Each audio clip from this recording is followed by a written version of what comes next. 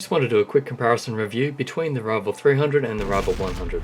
So when I first heard about the Rival 100, I thought it'd just be a scaled down version of the Rival 300, but they've actually toned down the quality a lot. For example, the side buttons.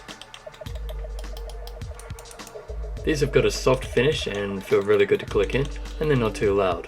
On the 100 though, they're very plasticky and very loud and very thin too. In fact, my mouse 5 was actually stuck in at first. It took me a while to loosen it up. There are some things that are the same though, and given that they are different materials, being the black version versus the white, the clicks are different, but they're both about the same.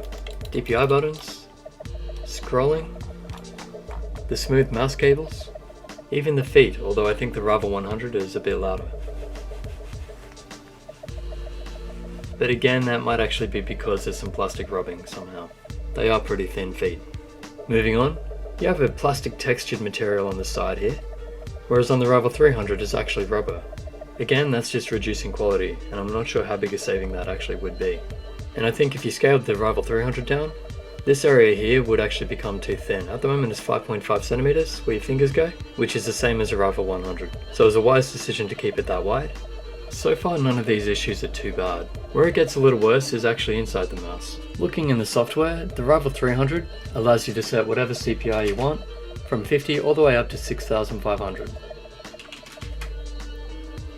Whereas on the Rival 100, you only get options of 250, 500, skip 750 all the way to 1000, then 1250, 1500, 1750, 2000 and 4000. That's a problem for many people, especially the ones who want to use 400 or 800 DPI. Personally, I want to use 3200, and it goes between 2000 and 4000. So it just seems like a missed opportunity here. I get that they want to make a cheaper mouse, but they should have named it something else. They didn't need to rely on the Rival name. So in the future, I hope they make the Rival 200, and they actually just downsize the Rival 300, but keep all the quality there.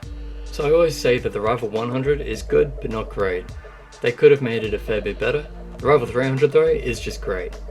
Really like using this.